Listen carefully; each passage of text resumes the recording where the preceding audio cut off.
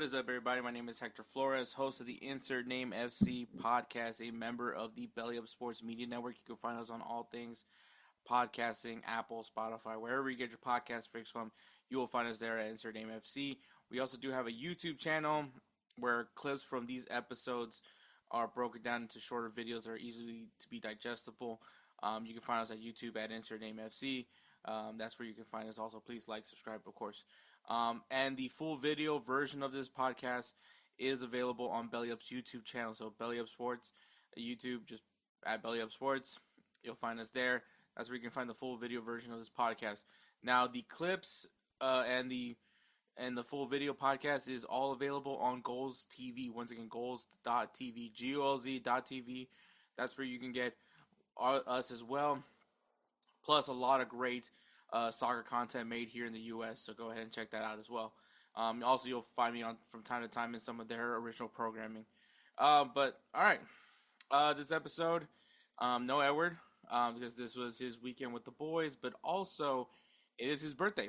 Edward is now is another year older in this world, and so me being a god awful best friend, forgot. My mom reminded me. I did message him. I will be taking him out. I'll be taking him out to his favorite wing place at some point.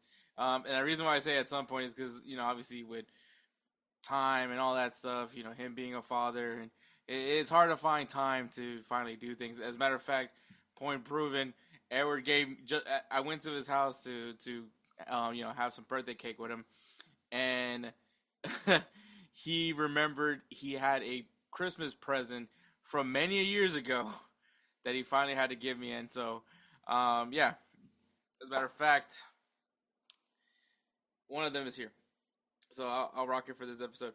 Once again, me and Edward are huge Office nerds. So he got me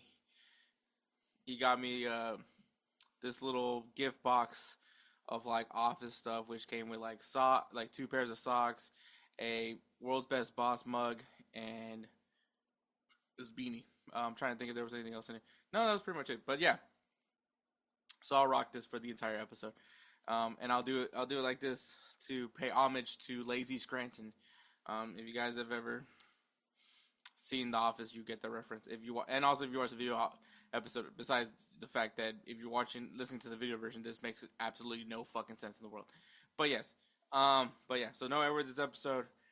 This episode, we do have some topics. We're going to talk about Paxton Aaronson's move to Colorado. Ezzy's supposed to go, Eberiche, Ezzy was supposed to go to Tottenham. Turns out that didn't happen. And we're going to talk about Vinny Jr. in this episode as well. And then we're also going to talk about the potential of regular season matches being played in the U.S. and my thoughts on that per se. We're going to give you guys players of the week, give you guys some games to watch this weekend, and wrap this show up with 3 up, 3 down. Obviously, last week we did Bundesliga. This week we're doing the Serie A. Kelcey's going to be on there, and it's going to be just me for this one. So be ready for that. That's pretty much it. Wrap the show up in a pretty little bow. Might be a pretty short episode, so no 4-hour, no 2+ hour episode maybe, but we'll definitely get enough to get a good conversation going for this week's episode. So with all that being said, also follow us on social media. I don't know why I didn't get to that point. Follow us on social media: Instagram, X, Facebook, YouTube at Insert Name FC. That's where you'll get all our stuff, all our dumb posts that we do there. We try to keep really consistent on that. If you guys want to see more cartoons, there you go. But yeah. Aside from that, that is pretty much it. Hope you guys have a great Labor Day weekend. And yeah, we're going to go ahead and take a break and go right into. Let me tell you guys about Belly Up Sports. Belly Up Sports is the internet sports bar. Go ahead and check out their website, www.bellyupsports.com, to read some great articles from great writers all across the country, from hockey, baseball, golf, soccer, you name it. Belly Up Sports is the premier, not your average website. Alright guys, so before I get to headlines, I'm going to go ahead and just go right into the whole thing. So it was announced that Barcelona will be playing a regular, like a regular match day in Miami. I'm trying to see who's the opponent. Um, but yeah, it was announced. It got a lot of attention for this. Yeah, so it is being contested though, which respectively show. So, so yeah, Barcelona and Villarreal were planned to have a La Liga match in Miami in late 2025. So at some point this year, and they were to be playing a match. Um, but there's a lot of people that aren't all in favor of this whole ordeal. Now, and I don't think this is the only case. I think the Premier League was also talking. I think the Premier League also is going to have some matches here in the U.S. I think that was just a preseason though. It wasn't an actual like for preseason. I totally say it's fine. Preseason, who cares where you're playing? But like, it's kind of the same thing I feel for the NFL. For instance, if you guys don't know, NFL do have international games played. They have a game in Brazil. They have a game in London. I believe they did Germany. They've done Germany. I think this year they're gonna have a game in Spain. They've also had games in Mexico, which I think is cool. Obviously there is fandom in the NFL for a lot of across the world. It's not just. I know it's mostly U.S., but there is still some people that have gained some interest in American football, and so obviously, they decided to play a regular season game or match, in an international location, which is, I mean, I understand the appeal of trying to get people from across the world, spread the game, and all that stuff, and I think that's perfectly fine. And I understand once again the untapped market. Well, not really untapped. I think it's very clear that the U.S. does have a lot of fandom in football, and the reason why and I'm talking about football, not American football, and and people always like, oh well, look how the MLS games are attended, look how the U.S. men's national team games are attended. It's because that's not really the fan base. MLS fans, like as someone that does like the Houston Dynamo, it's not really as popular. The MLS is just not as popular. It's just point blank. Now, are people going to go out of their way to come see Barcelona in Hard Rock Cafe Stadium in Miami? You bet. It's going to be packed with Barcelona fans. Same thing if Real Madrid were to play here. It's going to be packed because it's Real Madrid, and vice versa for any large market team. So the Manchesters, the Liverpools, the Arsenals, the Chelseas, et cetera, et cetera, et cetera, because there is a massive fandom because of how the club's outreach is so massive across the world. And it's not once again, it's not just U.S., it's also across the world how popular those teams are. And the thing that I don't like, and this is kind of one of the reasons why I don't really like too much that the NFL does it, but I understand at least why they do it, and it's because in all actuality, it takes a home game away from a team. For instance, well, for this case being, this is supposed to be that match is supposed to be a home game for Villarreal. So that is a home game for Villarreal, which I would say probably would be pretty crucial for them to have it in Villarreal, being that it is Barcelona. Now you move it here to Miami, you're not going to have as many Villarreal fans. So it's not going to be a home game for Villarreal. It's going to be a home game for Barcelona because there's going to be a lots of Barcelona fans. And also it makes sense for Miami because just obviously Lionel Messi's in Miami. But that's the thing that it hurts Villarreal because, versus I believe they're one of the teams that's protest. Actually, a lot of the teams are protesting this, not just Real Madrid, but a lot of teams in La Liga are protesting this, and I would imagine Villarreal is also on that same boat. Even Mark Ter Stegen even has had some comments on this, but the reality is you're taking a home game away from a team that probably would view this as, hey, I need to get as much as an advantage as I can, and playing it at home is my best advantage as I can in this scenario. I understand that Villarreal is probably not viewed as a contender to a club like Barcelona, but once again, you know, anything can happen, especially in those away games, and you're taking that away from Villarreal because you're taking away their home match to have it here in Miami. If I to be all in real fairness, I would say have it be Barcelona's home game. You take because once again it's gonna be a home match for Barcelona. I would probably not have. I would not argue it if that's the case. Like same thing. Like if someone's gonna tell me what about for Real Madrid, yeah, same thing. If they're gonna have a match for Real Madrid, they're gonna play it in New York or something. Let it be a home game for Real Madrid. Yes, playing in the Bernabeu it is a stronghold for Real Madrid, but once again they have the fandom across the world that anywhere they go is going to be a home match for them. Once this regardless who they play, and even so to me, like I think for the especially with the way La Liga is, it's those road games are important, and so I think it could hurt those teams, and specifically this is going to hurt Villarreal because once again it's supposed to be a home game for them. I'm going to assume that they're going to treat it as a home game for Villarreal, and in all actuality, it's not a home game for Villarreal because they're going to be surrounded by Barcelona fans. Maybe sprinkle a few yellow kits around there, but in reality, it's going to be full of Barcelona fans. And so anyone that obviously, if you're watching the video version, you see me wearing a Real Madrid kit. As a Madrista, I'm still saying this as well. Like it is a load of crap. It does suck. And if Real Madrid were to be, yes, I will try to go out of my way to go to that match, but because let's be honest, any chance I get to watch Real Madrid live, I'm going to take it. But I do realize the hypocrisy.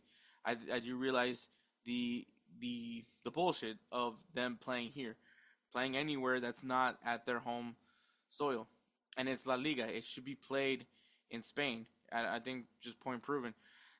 Once again, and I understand they're trying to spread the game in the U.S., trying to gain some attention, obviously leading to the World Cup that's going to be here in the U.S., and that's all fine and dandy, but in the reality is you really don't need much hype for the World Cup. The World Cup is going to be packed. Don't even worry about it. Don't worry about what happened with the Club World Cup. Don't worry about Copa America. The World Cup is going to be packed. I haven't not seen a World Cup not be packed. So I think that there's no need to promote a World Cup because it's really easy to promote it. I think for this whole just this idea in general, I think once again it hurts Villarreal.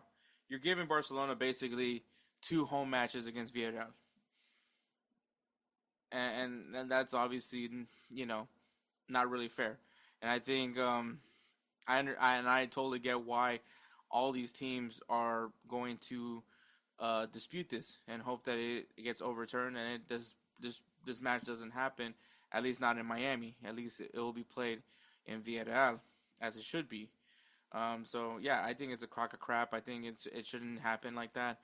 It's unfair to Villarreal. Yes, I understand that both teams will be traveling to the U.S. and I understand that logic, but at the same time, the circumstance of the fact that Villarreal will not have a home match, that will not be a home match. I'm sure there's Villarreal fans in the U.S. I'm not saying that there isn't, but I would say the ratio to a Villarreal fan here in the U.S. versus Barcelona fan is probably like 1 to 50.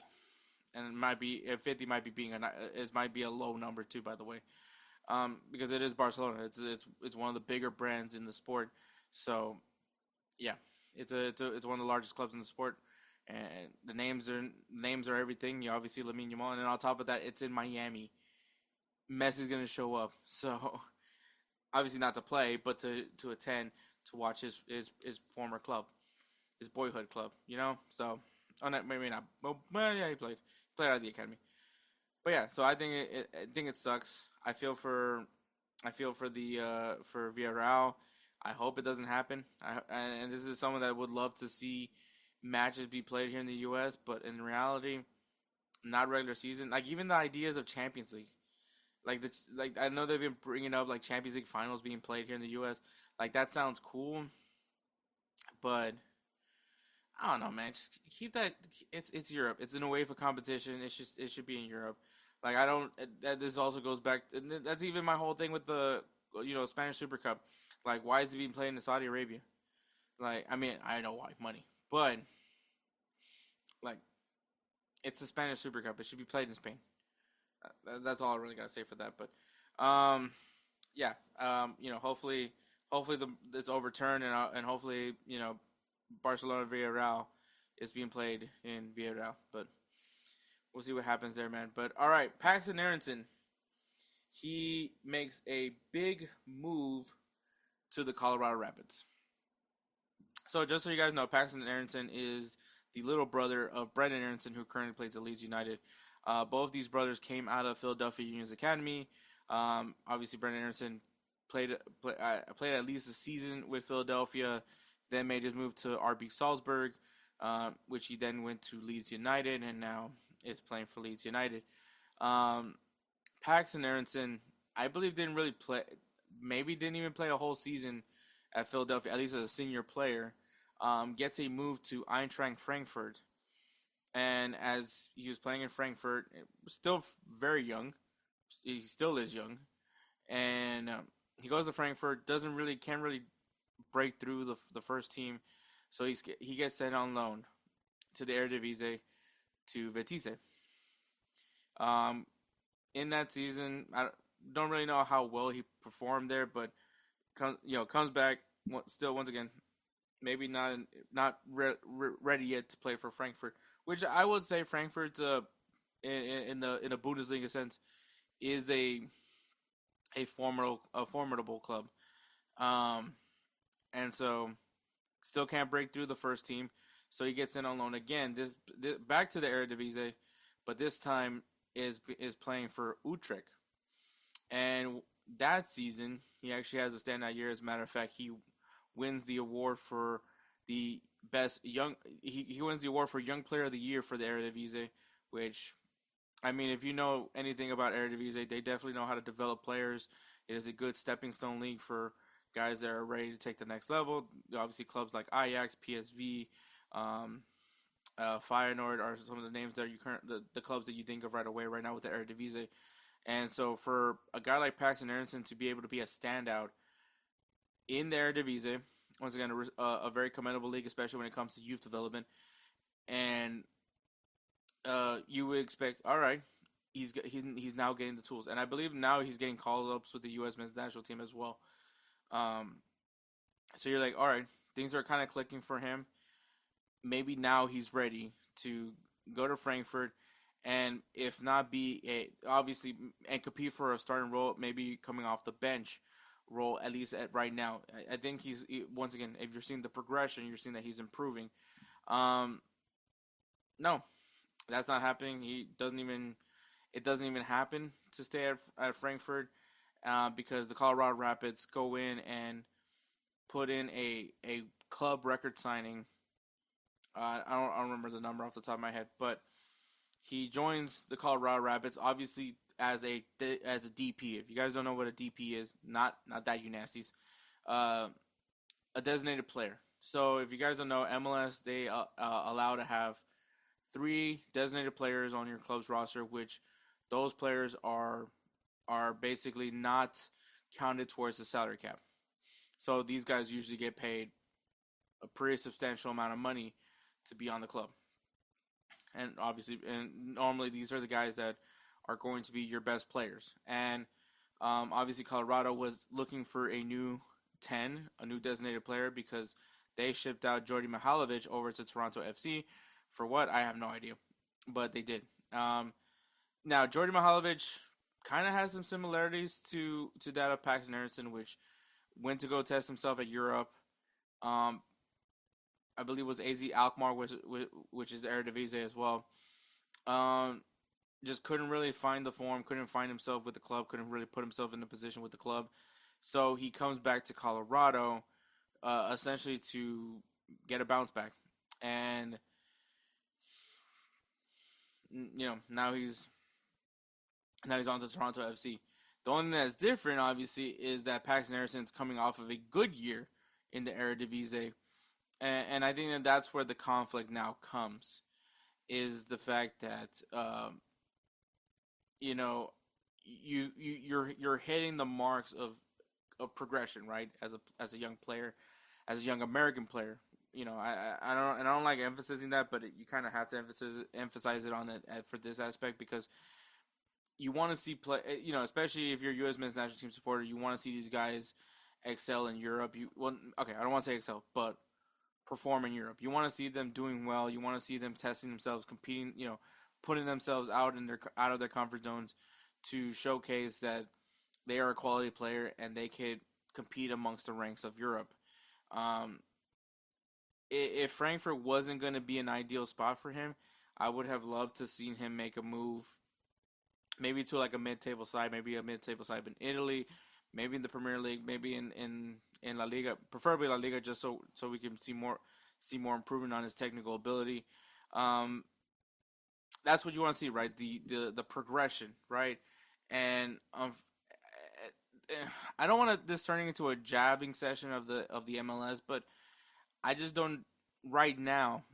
I just don't see the MLS as a place where, especially in a World Cup year, Paxton Aaronson has ambitions to try to make the World Cup roster, at least be as a fringe player, and you're going into the MLS. Your season's not going to start till so you're going to finish out the season. Obviously, it's September. I think September, October is usually where the season wraps up in MLS, and then you got playoffs. And then playoffs finishes like a little bit into December. You take a break, and then you don't start the season until March. And so that's like the kind of the tough part for me right now, because you need to be playing, and especially in that final couple months before the World Cup starts, you need to be playing. You need to get yourself be in the best condition possible to compete in the World Cup.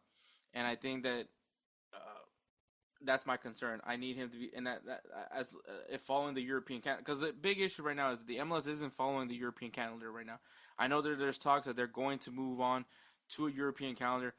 I don't know when that's going to be, how or when they're going to choose. Like, are they going to start, after this season?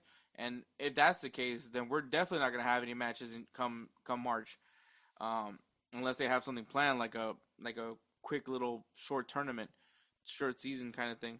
But so that's the scenario that MLS is in. I do believe they're going.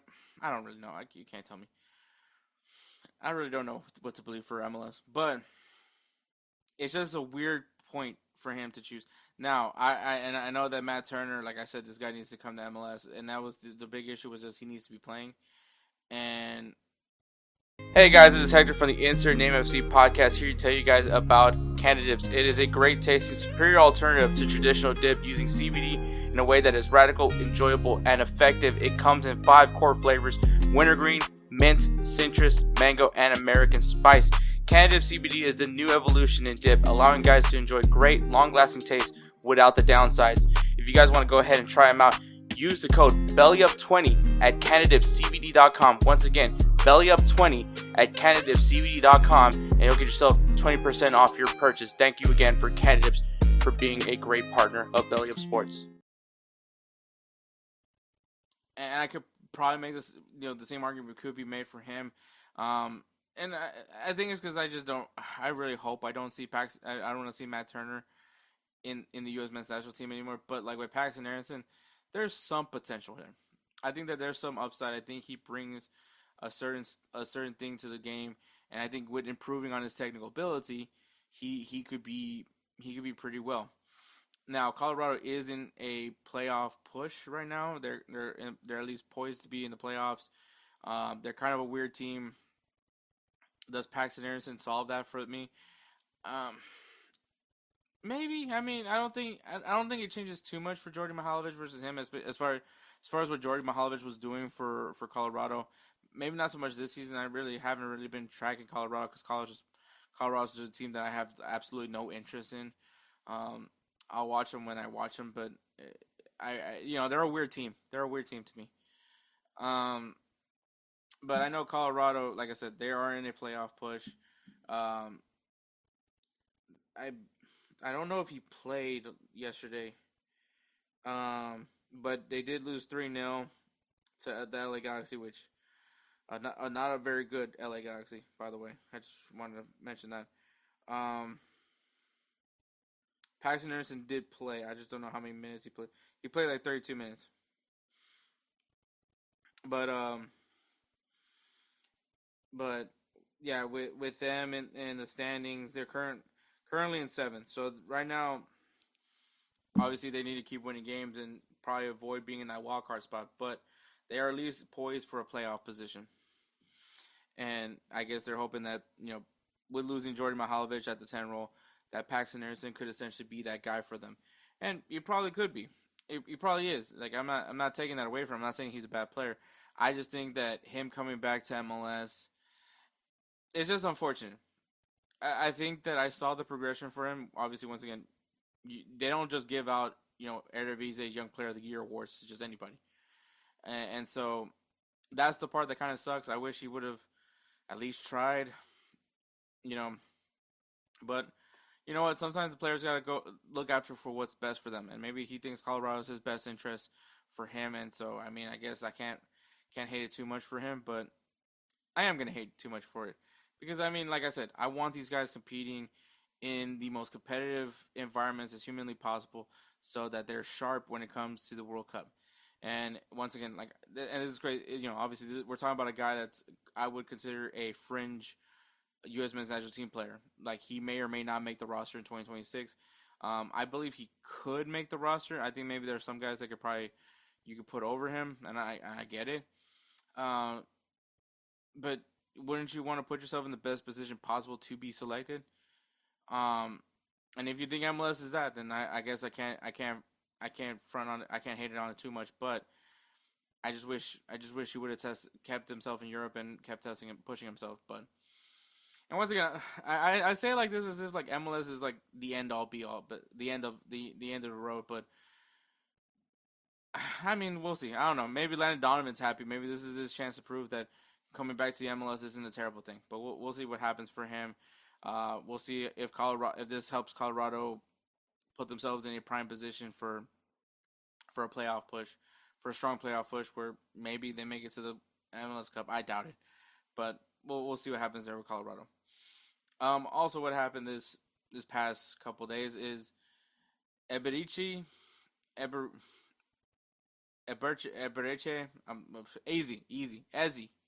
Ezzy. All right, Ezzy is leaving Crystal Palace. So, Crystal Palace obviously had I'm not gonna say fantastic season, but they did win the FA Cup for the first time, and then started off the year strong by winning the Community Shield. Once again, take that for what you want. I know some people have some theories about the Community Shield winning, but Crystal Palace, people thought that they would have a chance to qualify for the Europa League, being that they won the FA Cup.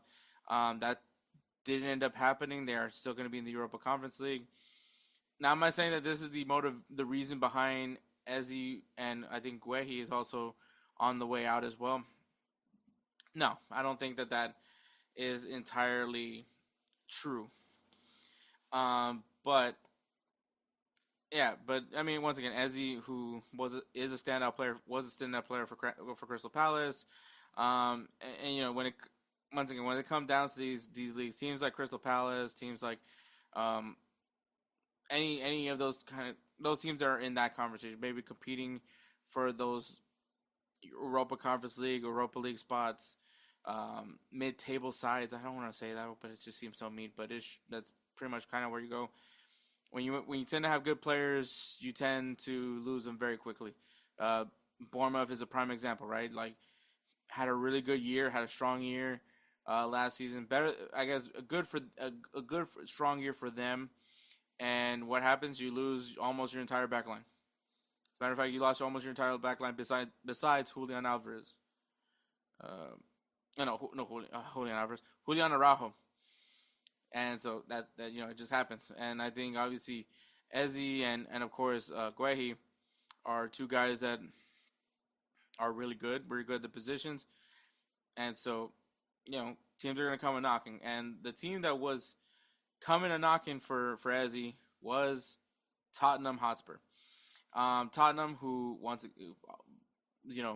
Heung-min Son is now at LAFC, so they were looking for their a new winger, right? A guy that can come in and take over that Heung-min Son role. And I guess they saw Eze as that potential guy to be the guy to help with the attack. Which, by the way, Tottenham, not bad for your first couple games. And I think that's like and the thing was, the whole time it's been Tottenham. The whole time it was being discussed, Tottenham was the team that was very much in on Eze, and it seemed that very much that Eze was going to join Tottenham. As a matter of fact, that's what all the announcers were talking about, how, yeah, Eze, this might be his last match with Crystal Palace, as he's potentially going to Tottenham Hotspur. That's all we were hearing. And then in comes Arsenal. So Arsenal is in a really interesting situation this season. Obviously, we talked about it for the Premier League previews. It is very much win or lose, win or go home, basically, for Mikel Arteta. I think that the pressure is very much on him, that he needs to somehow win a trophy. And one of the bigger gripes that this team has had, not so much defensively, but one of the bigger gripes on this team has been the front. And they got that address with Victor Gyökeres from Sporting, and which, by the way, he scored 2 goals this in this previous match. But the left side of the wing could be maybe kind of lacklustering at times. No offense to my adopted son Gabriel Martinelli, but there's been it's been very inconsistent over there. I know Trossard has been very commendable, but just once again just needs to be more consistent on that side of the wing, which I think Arsenal had some ideas for where they wanted to go with it. I know one of the big rumors was them going after Rodrigo. I think once they realized that Rodrigo door was near the end, they kind of focused their sights on other potential wingers. And at the end, it just came down to, hey, why not get this Eze guy? Which, by the way, I believe was from Arsenal's academy system. I believe he was released at 13 years old. And so, it's kind of funny when you think about it. You could have had this player this whole time. But once again, you never know, man. You never know when the academy levels, like, who's going to really stand out. Sometimes the best 13-year-old isn't going to be the best, 20-year-old. That's just the way it goes. But Eze has clearly been a standout for Crystal Palace. A lot of people have viewed as the no dough, need to go get this guy kind of thing to your team. Now, a lot of people are saying or wondering, do Arsenal really need this guy? Yes, they do. And I think that once again, it's been very inconsistent over on the left side of the field, on the left side. And I think now that you address the 9 spot, you need to get some consistency on that left side of the wing, and I think that's exactly what they win now. Now, I know there's concerns for Odegaard and Saka from their previous match against Leeds United that they might be hurt. Don't know too much yet about that one, but you might say that the front now, like, Arsenal's looking pretty strong on all sides of the field. At least, defensively they were very strong. Midfield looks pretty good, and now the attack, you feel confident, right? Like, this is all the pieces that hopefully all you need to win something. Not saying what they can win. What I'm not saying they're win the Premier League. Not saying FA Cup or Carabao Cup or even Champions League, but you have the tools. And at this point, once again, like I said, it's win or go home at this point for Mikel Arteta. For me, he needs to have a trophy by the end of the season. That's my opinion. Now, obviously, I'm not the board. I'm not Arsenal's board.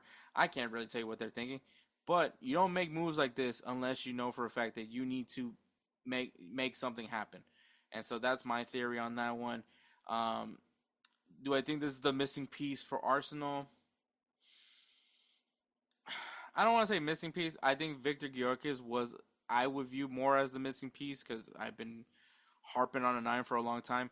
But getting consistent play on the left wing, which obviously we're not going to know until we see him on the pitch, it was something that needed to be addressed, and I think this is how you address it. And on top of that, you get to troll Tottenham even more because, and I mean, you can hear him, all the interviews that he's had so far.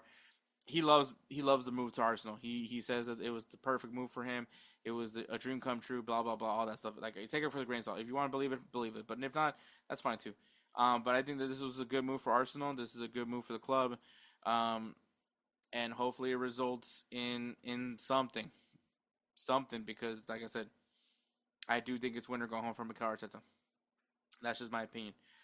All right.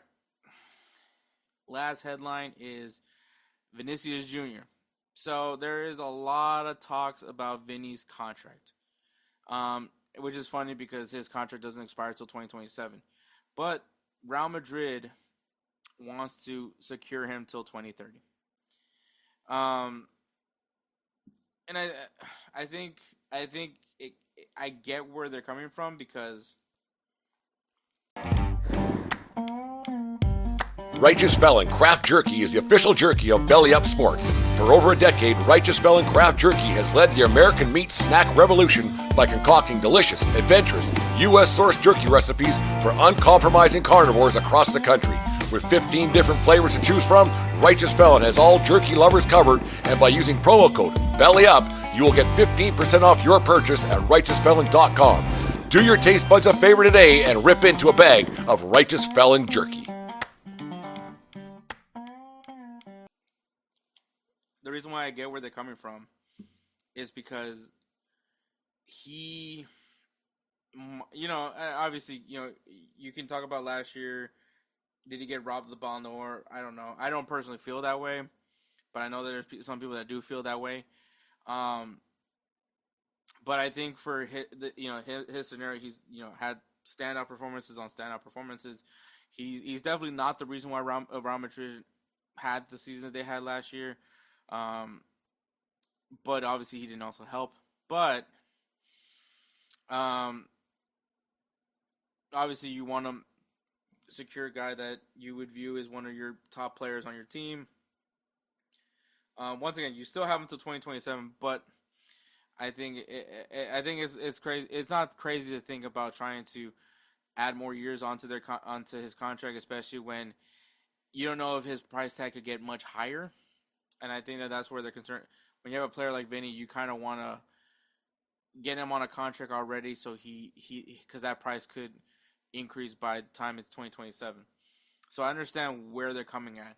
Now, Vinny's representation, they would like a deal around 20 million euros, 23 million dollars if you want to hear the US side of it.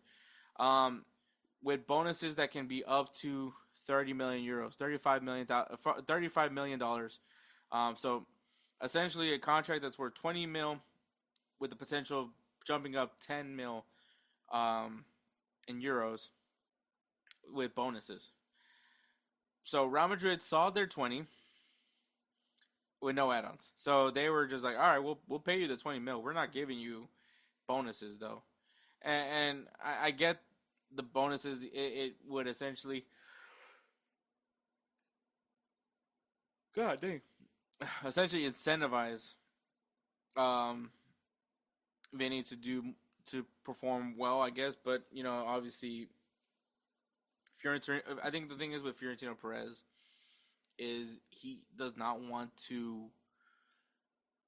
This is like it's a weird thing that Real Madrid's doing now. They're not essentially spending as much. They're still spending money, but they're not essentially they're not splurging out like they used to. Obviously have been getting guys on free contracts, right? Or essentially free contracts. Obviously they paid a little more to get Trent Alexander-Arnold in for the Club World Cup. But that's what Real Madrid is doing now, right? So and I think that could be a combination of things. Financial fair play could be coming in, could be a concern, or maybe Fiorentino Perez just wants to be more effective with the club spending, especially when you're adding a guy like Kylian Mbappe onto the team. And once again, there's going to be more names,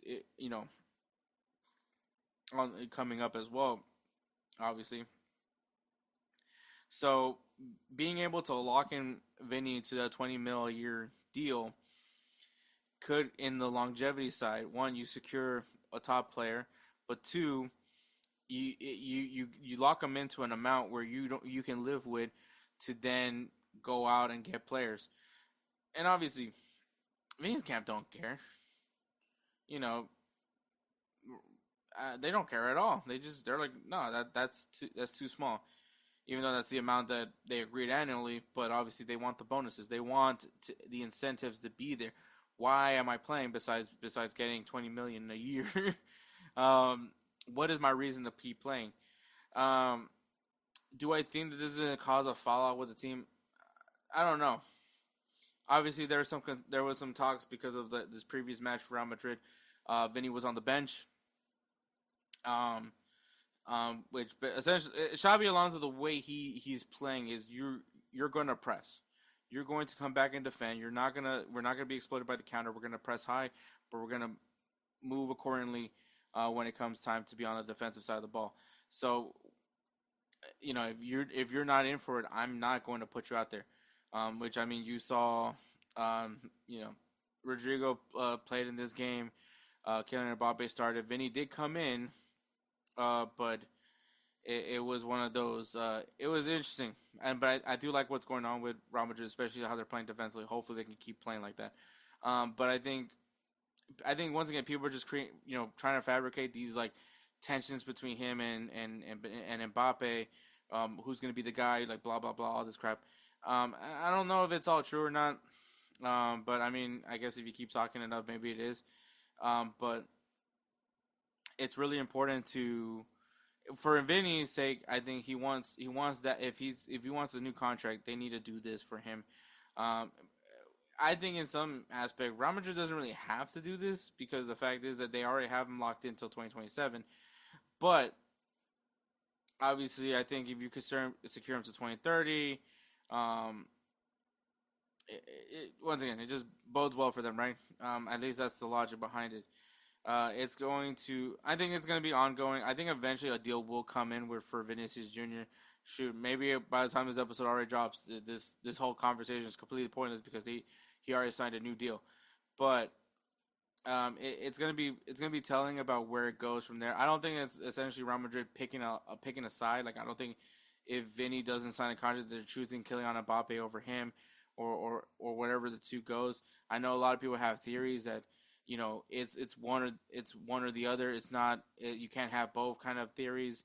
I think it's a crock of shit. I think that they've been playing very well together. As a matter of fact, Vinicius did get an assist to Mbappe. So I don't think that it's really like how people perceive it to be. I don't think Vinicius Jr. is essentially as selfish as he is, as people believe. I don't think all that stuff. I think that he does love this club, and I think he just wants to get the best deal humanly possible for him, and I can respect that. I can also understand Real Madrid trying to get an effective contract that benefits them and the player.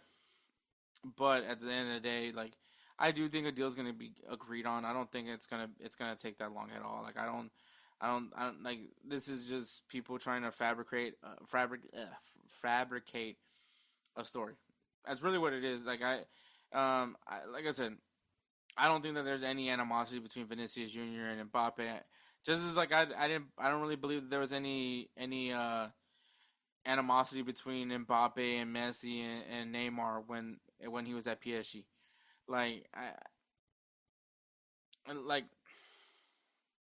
Does Mbappe want to be the guy? Yes. Does he want to be the guy with that everyone turns to? Yes.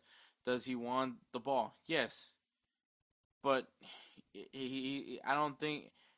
think he knows that if you want to win in football, you need to work as a team, and I don't think he's a moron. So I don't. So at the same time, I think for Vinicius Jr., a deal will come down. I just don't know when. Probably could have already happened right now, but I don't. I think people are gonna read in as much as he can. Whenever he gets put on the bench instead of instead of starting, people are gonna talk about it. When I mean, as a matter of fact, he started mouthing off the referee. So like, all that's gonna happen. It's gonna happen, and then it's just gonna create storylines that people are gonna want to create and talk about, and because it's Vinicius Jr., it's because of his Real Madrid. It's gonna be discussed. Like, does he want to be here? Does he like Mbappe? Does he like this? Does he want out? Does he want to go to Saudi Arabia? Does blah blah blah? All that stuff is gonna get thrown out, and we'll see. We'll see how it goes. I think a deal will be agreed upon between Real Madrid and Vinicius Jr., and he will be a Madridista for life, or until Real Madrid eventually kicks him out in a very ugly and horrible fashion. So we'll see what happens there, man. But all right, guys, we'll go ahead and take a break and then go right into Players of the Week. Fight and win! All right, Players of the Week is brought to you by SeatGeek. SeatGeek is an amazing ticketing app, website, however you use it. It has a wide variety of events that you can choose from sporting events to concerts. It's got you, if it's live, it's going to be there at SeatGeek. Me and Edward, we love SeatGeek. We use it for everything. For all the matches I go to, when I want to go see the Dynamo, we went to go see Tigres versus Inter Miami, where Messi was not even in the area. All that, we go to SeatGeek. As a matter of fact, I went to go see Metallica. SeatGeek helped me to get my tickets to go see Metallica. So it's very simple to use. It has a color scale along with a number scale. If the number is really high and it's very green, that means for these prices, for this seat, you're getting a great deal. Go ahead and enjoy your event. Now, if it's very red and super low, that means whoever's trying to sell you these tickets are giving you a raw deal. Keep scrolling through the app. You're going to find one. I guarantee it. I love the simplicity of SeatGeek, and you should too. But if you're not sold just yet, if you use the code BellyUpSports at checkout, it'll save you $20 off for your first purchase at SeatGeek. Some exclusions may apply, but I love SeatGeek. Go ahead and check it out, man. Go to SeatGeek.com. Use that code BellyUpSports. Save yourself $20 off your first purchase at SeatGeek. SeatGeek, life's an event. We have the tickets. My player of the week is Riccardo Calafiori, who had 2 assists in Arsenal's 5-0 win against Leeds United. This is just 2 back-to-back good performances from him. I think, once again, him continuing his form, I think, was worth pointing out. He did score a goal in the match against Manchester United last week, but we're talking about the Leeds United game, and I think creating 2 assists as a defender is pretty huge. So Riccardo Calafiori is my player of the week. Edwards' player of the week is Harry Kane, who scored a hat-trick in Bayern Munich's 6-0 victory against RB Leipzig, making a huge statement to kick off the Bundesliga season for Bayern Munich, which, once again, I have complete and total faith that they're going to win the Bundesliga. But with all that being said, man, congratulations to Riccardo Calafiori and Harry Kane for being our players of the week. If you guys go ahead and check out SeatGeek.com, use that code BellyUpSports. For first-time users, save $20 off your first purchase. SeatGeek, life's an event. We have the tickets. All right, guys, we do have some games to watch this weekend in Mexico. We got America versus Pachuca. It's going to be a very juicy matchup right there. Make sure you guys be on the lookout for that one. We also got Sporting Lisbon taking on FC Porto in the Portuguese League. Yeah, we're going to throw in some other leagues in there every once in a while, too. This is a rivalry. This is a derby. Go ahead and watch it if you guys have the chance. See a little bit about Portuguese football, man. Go ahead and check it out. It's going to be a good, juicy one right there. Championship stipulations. It's still early in the season, but still, this can decide who wins the Portuguese League. We got LAFC versus San Diego FC, who just clinched a playoff berth. That's right. San Diego FC, the new team in MLS, have already clinched their playoff spot. But can Heung-min Son make a strong statement against this San Diego team? We'll see what happens there. And then we got Old Firm Derby, Rangers, Celtic in the Scottish Premier League. It is one of the oldest. It is one of the scariest. It is one of the toughest rivalries, toughest derbies in all of football. It is one to watch. Right now, Celtic looks very formidable. Rangers look very terrible. But still, it is a derby. All form goes to the wayside. Go watch it. It's going to be juicy. I've always enjoyed watching the Old Firm Derby. You should too. So make sure you guys check that out. In Ligue 1, we got Toulouse versus PSG and Lyon versus Marseille. So really juicy one there. We'll see how that pans out in Ligue 1. It's a derby as well, Lyon versus Marseille. In the Bundesliga, we got FC Augsburg taking on Bayern Munich and VfB Stuttgart versus Borussia Mönchengladbach. Do we see Gio Reyna, who just joined Borussia Mönchengladbach? Do we see him there? I hope so. In the Serie A, we got Lecce versus AC Milan. AC Milan put on a dookie performance in the first opening day. We'll see how they do this time around against Lecce.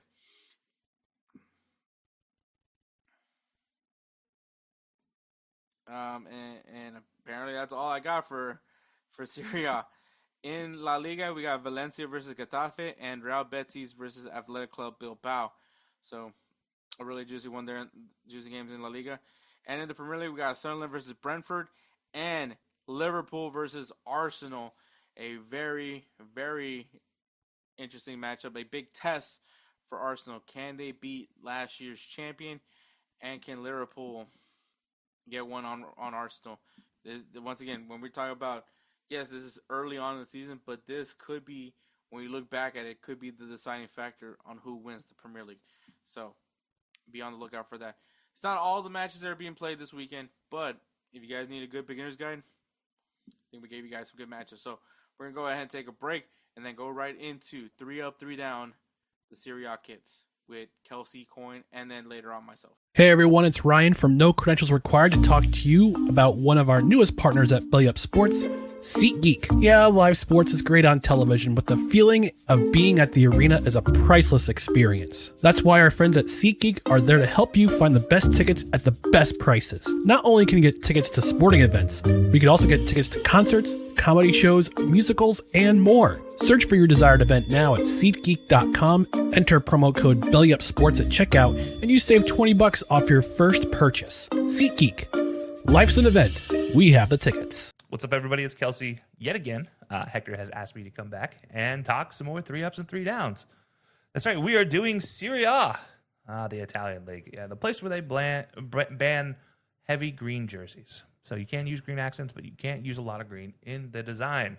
No, I do love a lot of Serie A jerseys, and these might be the hardest kits I've had to pick for my 3 up and 3 downs because Italy, fashion capital of the world outside of Paris. You know, France was hard with Ligue 1. Serie A is going to be hard. You know, they have Milan Fashion Week. That means there's got to be some great fashion in these designs. I did have a difficult time finding the ups because there were so many options. The downs, though, well, they're down. That's the best way I can say it. I'm going to start with my first downs, and then we'll go from there. So my number 1 down is Fiorentina's home kit. Now, you've heard me say in the past, if you've ever watched me do these 3 up and 3 downs, I love a good purple kit. This is not it. It kind of looks like they just slapped the purple on the front or put a bib over top of a white kit. It's just what it looks like to me. I might be wrong, but when you have white going a quarter of the sleeve up on both sides of it and then all the way down to the hip, to the bottom of the kit, top, and then you got purple slapped over the top of it, I don't love it. I just don't love it. I don't love it whether it's American football jerseys. I don't love it if it's the rest of the world's football. I don't like these type of purple kits because it just looks like somebody put a bib over the top of a white shirt. Not a great look. Never liked that look, whether it be baseball, football, basketball. I don't care. Don't love that look whatsoever. I usually love Fiorentina's jerseys. I really do. I usually love their purple designs. They don't usually miss with that purple. There's usually purple gold of some sort, purple cream, or sublimation design. You know, there's a lot of great options usually for Fiorentina, and this one just doesn't work for me. I would have much preferred a just straight purple shirt if you were going to do this with white collar, white sleeve markings. That's fine. But this is just not it. I don't love this one. Next up on my downs, though, is the Lecce third kit. Yeah, Lecce and I have a love-hate relationship because they use a lot of red and yellow, which is crazy because your logo, your badge is mostly blue. And you leave the blue out to focus on the red and yellow. So Lecce's third kit is all red, and not like a dull, heavy red, a dark red. No, it is a bright red and a bright yellow. talked about this before. As a Liverpool fan, you know my hatred for these. Honestly, I probably could have picked their home kit and been just fine too with the yellow with the red fade, but at least the red fade looked okay. This is a solid yellow piping with a solid yellow collar, and everything is yellow and red on the badge, on the manufacturing logo, and on the sponsor logo. And it's too much red. It's too much bright yellow. Can we please stop? If this is gold, this looks a lot better. This is bright yellow. Yellow is not gold. Please, let's fix this, manufacturers. Just don't love it at all. Yeah, Lecce's third. This one could put me on the edge. I don't want to see this on the field at all. And then last but not least, my downs for Serie A. I'm going with Sassuolo Calcio's third kit. And now they tried. Let me start there. They tried really hard to make this look good. What kills me is the black underneath the armpits, down the side paneling. Honestly, if this was just the green and yellow tie-dye style with the black design, black sponsorship logo with the color match, by the way, color matched badge, which looked fantastic, and the color matched the black, they actually just used the black manufacturing badge, I think this kit would look a lot better. But because they put the black side paneling, it ruins it for me because it splits up the design. You had a lot more design options, and it was like you copped out. You know, it's like you're telling a story, and you're like, oh, but a nuclear bomb fell, and the story ends. Like, that's what this feels like as a kit. Like, you were almost there. This is the last season of Game of Thrones, if anybody remembers that. Don't love this. It was almost there. It was almost great. It was almost going to be my 3-ups category, but then I saw the piping, and I saw the side panels, and I couldn't do it. That's, again, I talked about with Fiorentina. It looks like there was a shirt underneath, and they just put like, oh, here's a bib. You're so close. You're so close, and you ruined it at the last second. So my 3 downs for Serie A again. Fiorentina's home, Lecce's third jersey, and Sassuolo Calcio's third kit as well. Now, going into my 3-ups, well, let's start with a place that's on a beautiful part of Italy. We're going with Como. That's right. It's on Lake Como, and their home kits, which has a reflection of, looks like moon on the water, which is a really cool aspect. When you look at Lake Como, you see that picture all the time where you see the moon coming up over the water and people take pictures of it, see all that. Honestly, I could have picked either Como kit. I do like both of them. I do feel like there are ways a little more of a training kit than anything. But their home kit, I really do like the design. I think that's a really interesting design. It's blue and white. Love that with a lot of designs. They don't always get that right, but it's multicolored blue, especially water designs. Sometimes those are struggles to make look good. The Como, surprising nobody, looks good when they put water on their kits. So go figure. Next up is going to be Juve of all teams, and that's right, we're going with their third kit. Now, I didn't want to pick their first two because for some reason they have Visit Detroit on them, which I find hilarious as a person who lives not very far from Detroit, that people from Juventus would want to travel to Detroit, Michigan. I don't know. Doesn't seem like they connect too well. But I do love their third kit, the black kit with the throwback design with the horse design here on the badge with the color matched old Adidas trefoil design with the flower look, and then the sublimation designs I absolutely love. As long as they don't go crazy with the sponsorship and not match it to the rest of the kit, I like these kits a lot. Honestly, put up a gold sponsor logo. That would be, or not gold or pink, because you have pink on the home kits. Either one works. But I do like these kits a lot. They're simple. I've liked Juve's third kit a lot recently, especially when they do these throwback styles, especially with the badge. I do like their throwback badge a lot. Now, last up in my 3-ups, but not least by any means, this might be my favorite of the 3-ups, is Napoli and their away kit. Now, I've talked about this before, white kits, cream kits. You know, those kits look really good with the right color scheme, and Napoli hit it out of the park with these ones. I love the cream, kind of off-white, eggshell white, whatever you want to call it, bone color.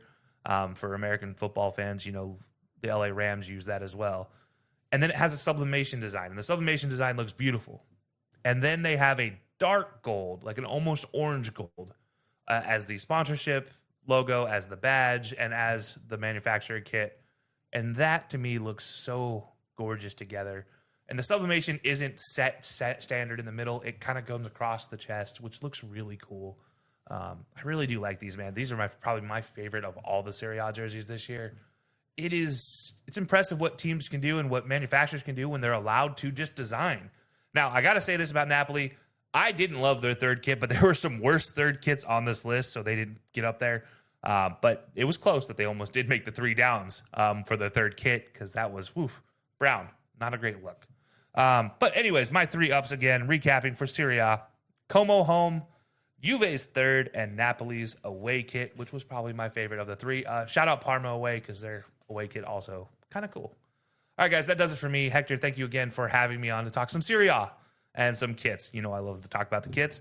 You guys can check me out over on High-Low Sports at high_low_sports on Twitter, High-Low Sports on every other platform.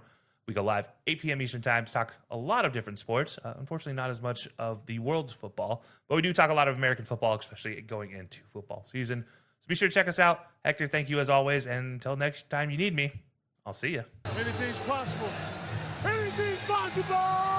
All right, thanks, Kelcey, for coming on. And, guys, this is my 3 up, 3 down, and I'm going to start things off with my down.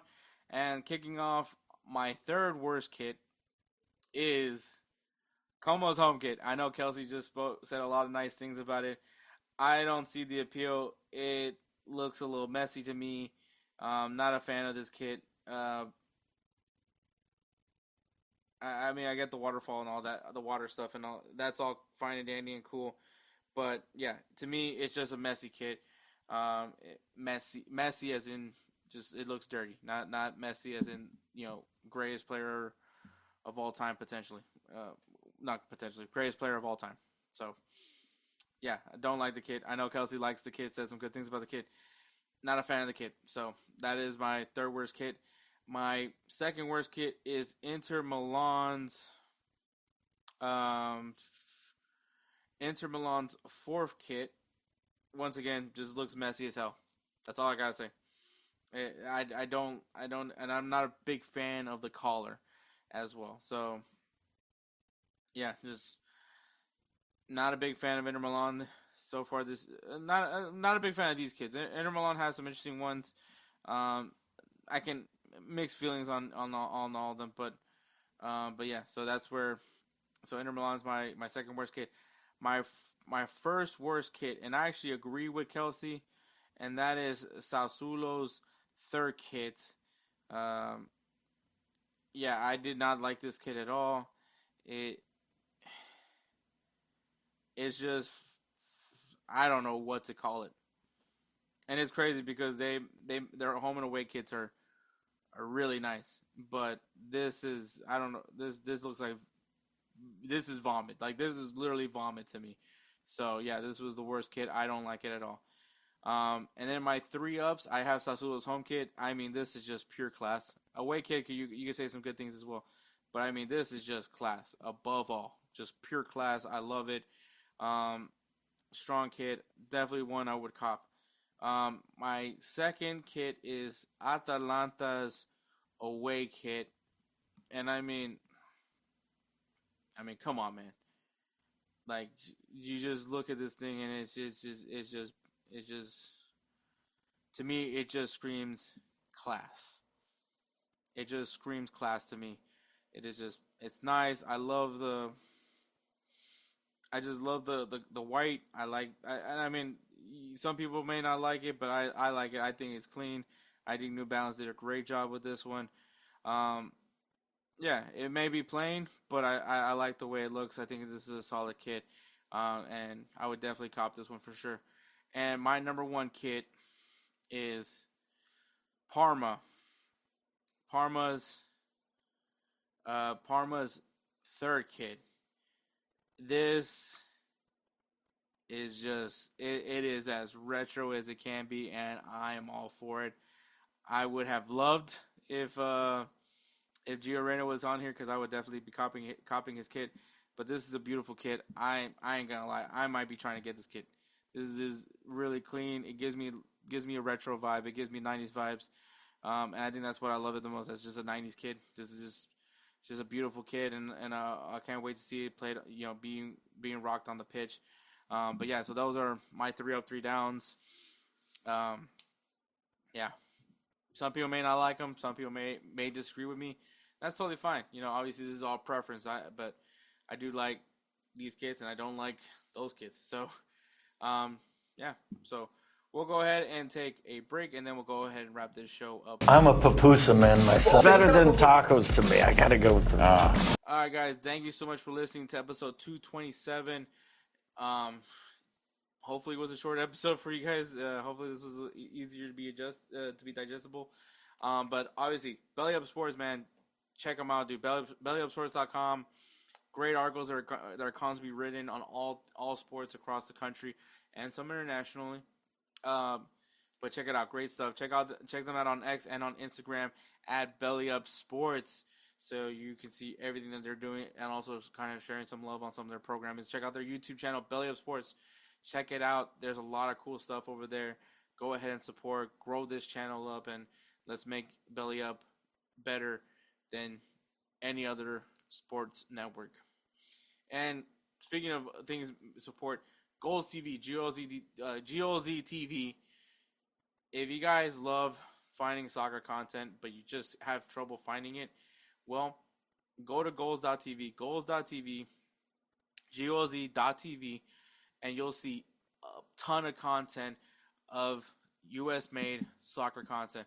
If you guys are a fan of a certain MLS side, if you're a fan of MLS in general, there is stuff there for you. If you're into FUT, if you're into trading cards, if you're into USL, if you're into whatever you're into when it comes to the sport of soccer here in the USA, go watch it there.